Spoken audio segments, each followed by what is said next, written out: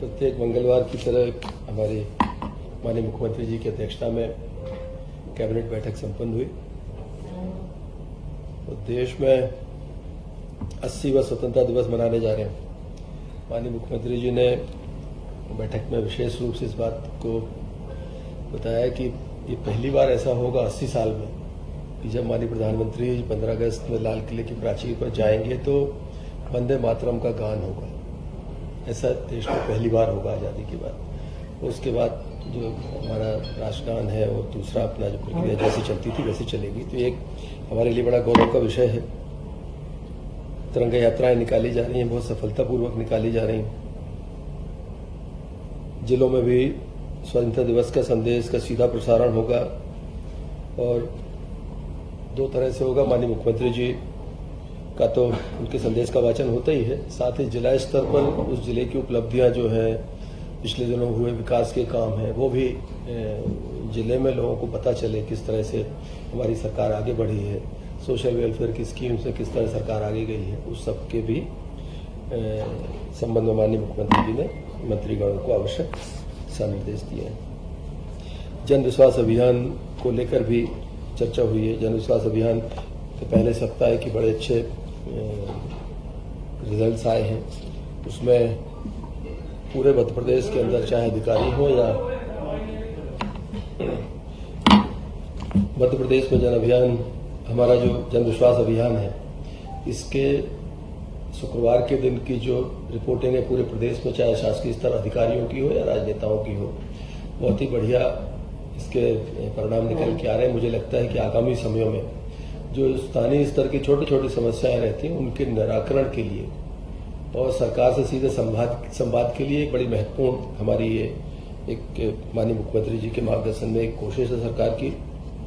Home stay का भी विशेष रूप से उन्होंने उल्लेख किया है कि मध्य प्रदेश पर्यटन बोर्ड टाटा स्ट्राइप के मध्य 2 वर्ष की अवधि के लिए जो MOU निष्पादित किया गया, इसमें होम स्टे इकोसिस्टम में लगभग 1000 हितग्राहियों को कौशल प्रशिक्षण देने की बात भी हमारी सरकार ने करी है और 1000 वो लोग जिनके अपने मकान हैं और होम स्टे के रूप में वो व्यवसाय कर सकते हैं।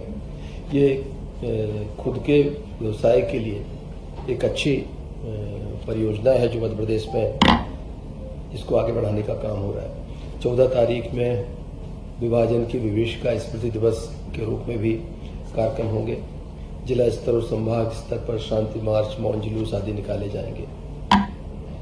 मुझे बताते हुए बड़ी खुशी है कि माननीय मुख्यमंत्री जी ने पुलिस विभाग में जो हमारी सरकार ने किया है कि 58 संवर्गों में 27,534 पुलिस अधिकारी और कर्मचारी पदोन्नत हुए। मुझे लगता है एक साथ पुलिस डिपार्टमेंट में इतने प्रमोशन से पहली बार हुए और इसके कारण हमारा जो स्पेस बनेगा भर्तियों के लिए वो सबसे महत्वपूर्ण है। प्रमोशन के कारण भर्तियां अटकी हुई थी, प्रमोशन होने से भर्तियों का रास्ता खुलेगा। एक नवाचार और प्रदेश में हो रहा है कि हम चूंकि उद्योग हमने पिछला वर्ष औद्योगिक वर्ष के रूप में मनाया है और जो चीज निकल के आई है कि हमारे यहाँ औद्योगिक सुरक्षा बल मध्य प्रदेश में नहीं है। तो 3 सुरक्षा बलों के गठन की बात हमारे प्रदेश में हुई है और सबसे पहला जो है वो खंडवा में इसके लिए एक सुरक्षा बल गठित किया जाएगा, मध्य प्रदेश का पहला। लेकिन इसको बाद में पुलिस बटालियन बनेगी नई और उस पुलिस बटालियन के बनने से एक तो जॉब भी क्रिएट होंगे, साथ ही औद्योगिक क्षेत्रों में जो असुरक्षा का एक माहौल रहता है उससे भी एक निजात मिलेगी।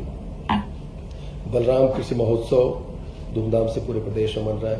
15 जुलाई से अब तक लगभग 13 आयोजन हो चुके हैं। आज 14वां आयोजन माननीय मुख्यमंत्री जी करने वाले हैं और स्वाभाविक रूप से जो कृषि कल्याण वर्ष है तो इसमें हर हाल में किसान को 10 घंटे बिजली मिले खेती के उपयोग के लिए, इस बात के लिए सरकार प्रतिबद्ध है। और कृषि कल्याण वर्ष में दुग्ध उत्पादन, हमारा जो व्हाइट रेवोल्यूशन है जिसे कहते हैं, उसमें बहुत मध्य प्रदेश में बहुत स्कोप है। अभी सांची ब्रांड का जो हमारा उसके ब्रांड के आधार पर हम ये कह सकते हैं कि अभी हमारा उत्पादन लगभग 12% है दूध का। इसे हम 20% लक्ष्य पर ले जाने के लिए कटिबद्ध हैं और जिस पर विभाग भी काम कर रहा है। ब्रिक्स का एक महत्वपूर्ण आयोजन हुआ और माननीय प्रधानमंत्री जी के नेतृत्व तो पहले G20 बैठकों और अब ब्रिक्स की बैठकों के माध्यम से भारत की अंतर्राष्ट्रीय पहचान उज्जवल हुई है। मध्य प्रदेश भी सौभाग्यशाली है कि हमें ब्रिक्स की दूसरी बैठक की मेजबानी करने का अवसर मिला और जैसा माननीय मुख्यमंत्री जी ने बैठक में बताया कि मुख्य थीम जो रही है वो लचीलापन, नवाचार, सहयोग और स्थिरता के निर्माण के संकल्प के साथ आयोजित इस 3 दिवसीय वैश्विक समागम ने अंतर्राष्ट्रीय कूटनीतिक और सांस्कृतिक सहयोग का एक नया इतिहास रचा है। इसमें 14 देशों के 55 उच्च स्तरीय प्रतिनिधि शामिल हुए। 11वीं ब्रिक्स संस्कृति मंत्रियों की बैठक, भोपाल घोषणा पत्र का अंगीकार करना, इस तरह के बड़े दूरगामी परिणामों को लक्षित करते हुए एक बड़ा आयोजन यहाँ पर संपन्न हुआ है। हमारा एविएशन इंडस्ट्री में मध्य प्रदेश की एक बड़ी भूमिका है और एयर कनेक्टिविटी में हम बहुत तेजी से आगे बढ़ रहे हैं। मध्य प्रदेश हिंदुस्तान का वाहिद राज्य है जिनमें कि आज़ादी के पहले के एयरपोर्ट, आज़ाद होने के बाद 5 बरस तक की उपलब्धि और इन 5 सालों की उपलब्धि, जिसमें अमूल चूल परिवर्तन हुआ है। पहले जहां हमारे पास केवल 4 एयरपोर्ट होते थे, जबलपुर, भोपाल, इंदौर और ग्वालियर का, अब धीरे धीरे करके हम बड़े हैं। रीवा हमारा नया एयरपोर्ट बना है, हमारा उसकी कनेक्टिविटी भी हमारी पहले से बढ़ी है। सतना का एयरपोर्ट बना है, दतिया का एयरपोर्ट बना है, उज्जैन और शिवपुरी में नए एयरपोर्ट बनाए जा रहे हैं। और कल जो पिछले दिनों हमारी 8 नई हवाई मार्गों पर सेवाएं शुरू हुई हैं। इंदौर अबू धाबी अंतर्राष्ट्रीय उड़ान उसमें शामिल है। भोपाल से सरजा सीधी अंतर्राष्ट्रीय उड़ान प्रारंभ करने का भी लक्ष्य है और भोपाल से रीवा, भोपाल पटना, रीवा कोलकाता, जबलपुर कोलकाता ये भी प्रारंभ की गई। हम ये कह सकते हैं कि हवाई यात्राओं के मामले में ही मध्य प्रदेश काफी आगे बढ़ रहा है। एक और चीज आज हमारी कैबिनेट मीटिंग में जो हुई, भोपाल को मेट्रोपॉलिटन बनाने के लिए मेट्रोपॉलिटन की तर्ज पर इसको विकसित करना है। उसमें जो सराउंडिंग्स है, आसपास के हमारे बड़े शहर हैं, उनको किस तरह से जोड़ा जाए, भोपाल से किस तरह उनको सुविधाओं में और शामिल किया जाए, तो बड़ा एक मील का पत्थर साबित होगा। एक 6 लेन यहाँ भोपाल से मेट्रोपॉलिटन बने तो विदिशा को एक भोपाल विदिशा मार्ग का उन्नयन कर रहे हैं। 2 लेन से 4 लेन करेंगे, इसको पेवर शोल्डर निर्माण किए जाएंगे और ये लगभग पहले इसको 1467.42 करोड़ की लागत स्वीकृत की गई थी, लेकिन बाद में इसको पुनरीक्षित किया गया तो 1617.70 करोड़ की राशि इसमें जारी की गई थी। और ग्रामीण क्षेत्रों में किसी भूमि के लिए जारी नवीन मल्टीप्लिकेशन फैक्टर की लागत में 140 करोड़ की और वृद्धि हुई है। तो आज हम कह सकते हैं कि लगभग 1757 करोड़ की ये इस परियोजना को स्वीकृति मिली है और ये इस परियोजना हेतु जो कंसेशन हमारा अवधि है वो 17 वर्ष की रहेगी। और इस मार्ग के बनने से भोपाल के साथ साथ विदिशा को भी एक बड़ा बाजार मिलेगा, विदिशा को विकास की सुविधाओं संभावनाएं बढ़ेंगी, क्योंकि स्वाभाविक रूप से जब मार्ग बनता है तो मार्ग विकास के रास्ते भी खोलेगा, इंडस्ट्रीज के रास्ते खोलेगा, आपके होटल इंडस्ट्री है, वेयर हाउसिंग है, लॉजिस्टिक्स है, सारी चीजों का एक तरह से उनको लाभ मिलने वाला है। एक चीज और, भोपाल शहर के हिसाब से हमारा बाईपास जो भोपाल बाईपास 4 लेन बीओटी टोल वाली परियोजना का जो था, उसमें पिछले 2 वर्षों में 145.87 करोड़ रुपए टोल एकत्रित किया गया और ये लगभग 77 करोड़ रुपए प्रतिवर्ष के हिसाब से ये टोल वसूला जाता है।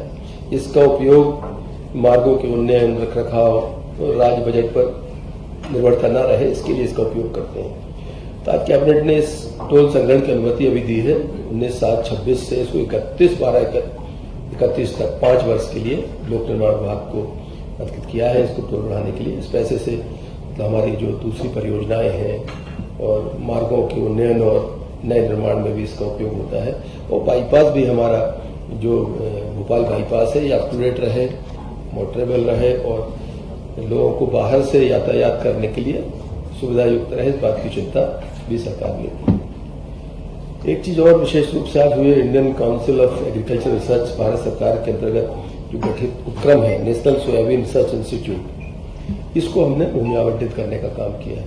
ये 2 तरह से लाभकारी होगी। एक तो हमारा पिछला वर्ष औद्योगिक वर्ष था, इस साल हम कृषि कल्याण वर्ष मना रहे हैं, तो सोयाबीन के ऊपर रिसर्च के लिए कोई इंडस्ट्री लगेगी तो एक इंडस्ट्री से जॉब भी क्रिएट होंगे और खासकर किसानों के लिए कि सोयाबीन उत्पादक किसान हैं उनको रिसर्च के माध्यम से फायदा भी होगा, किस तरह का बीज का इस्तेमाल करें, किस तरह से वो सोयाबीन में कीड़े आदि लगते हैं उससे निराकरण कैसे होगा। तो पूरा रिसर्च यूनिट हमारी जो इछावर में भाऊखेड़ी इछावर में लगने वाली है, उसमें लगभग 20 हेक्टेयर भूमि स्थायी पट्टे पर आवंटित करी है। और इसमें सरकार ने इसका भूभाटक का भी निर्धारित किया था पहले, लेकिन सरकार ने चूंकि कृषि कल्याण वर्ष एक इंडस्ट्री हमारे यहाँ आएगी, एक रिसर्च इंस्टीट्यूट आएगा, इसके लिए सरकार ने इसको भूमि निःशुल्क देने का सरकार ने फैसला किया है। एक और महत्वपूर्ण चीज है हमारे की जो मध्य प्रदेश में वन प्रबंधन समितियां हैं हमारी, उनको लाभांश हम हर साल देते हैं। जो वनोपज हमारा जो वहाँ पर हमारी समितियों के लोग हैं या मजदूर हैं, वो जो काम करते हैं मजदूरी तो उनको मिलती है, साथ ही हम उन्हें लाभांश देने का काम भी करते हैं। आज फौरी तौर पर चर्चा हुई है, भविष्य में इस पर निर्णय होगा कि सरकार ये तय करने जा रही है कि अभी जो लोग उस पर काम करते हैं लाभांश सब में बांटते हैं। कई बार बाहर से मजदूर आते हैं, दूसरे राज्यों से भी आते हैं, तो हकदार सब वो भी होते हैं। सरकार इस बात पे आगे बढ़ रही है कि हम जो काम करने आएंगे सबको वाजिब मजदूरी मिले, लेकिन जो लाभांश है उसका वो लेके स्थानीय स्तर पर जो वन समितियां हैं, जो वहाँ के निवासी हैं, मध्य प्रदेश के उन गाँव के निवासी हैं, लाभांश उनमें ही वितरित किया जाए, इस बात के लिए सरकार आगे बढ़ी है। मुझे लगता है आगे आने वाले समय में इस चीज को जमीन पर उतारने का काम होगा। एक और महत्वपूर्ण चीज आपको ध्यान में होगा कि रानी दुर्गावती की स्मृति में हम लोगों ने एक कैबिनेट जबलपुर में की थी। उस समय माननीय मुख्यमंत्री जी ने घोषणा करी थी कि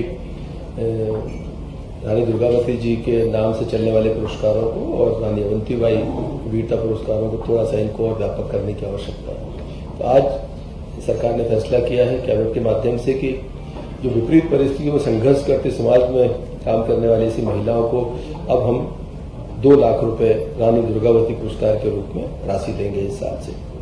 और रानी अवंतीबाई वीरता पुरस्कार की राशि भी जो वर्तमान 1 लाख उसे भी बढ़ाकर 2 लाख रुपए का करने का प्रस्ताव है, जिसका कैबिनेट ने अनुमोदन किया है। 4 लाख रुपए का वित्तीय भार आएगा। उससे महत्वपूर्ण यह है कि महिलाओं के सशक्तिकरण के लिए सरकार इसमें काफी तेजी से बढ़ी है और महिलाओं को लगेगा कि अगर हम इस क्षेत्र में अच्छा काम करते हैं तो सरकार भी हमको प्रोत्साहित करने का काम करती है और दूसरी महिलाओं को इस तरह प्रोत्साहन भी मिलेगा और आगे इस तरह के कामों के लिए उनको प्रेरणा भी मिलेगी।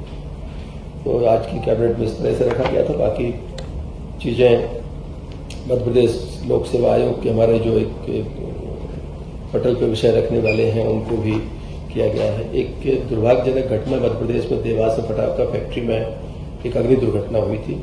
उसमें भी सरकार ने तय किया है कि एकल सदस्यीय न्यायिक जांच आयोग का गठन उसमें किया है, जिससे कि आगे आने वाले समय में इस तरह की घटनाओं पर रोक लगाई जाए और इस घटना में जो भी दोषी हैं उन पर इस न्यायिक जांच के बाद जो परिणाम आएगा उसके एक कार्रवाई भी करने में हम सरकार सक्षम हो सके, इस बात के लिए निर्णय किया गया था। यही तो बना है। मुझे लगता है कि एक बार जब इस तरह से एक रिटायर्ड हमारे जो है जस्टिस उसमें उसके सदस्य होंगे, एकल सदस्यीय जांच समिति बनी है, अनुसमर्थन किया है उसका। पहले उसको दल गठित किया गया था, उसको कैबिनेट ने अप्रूव किया है और उनके जो जांच रिपोर्ट आएगी उसके आधार पर आगे कार्रवाई के लिए सरकार बढ़ेगी। धन्यवाद।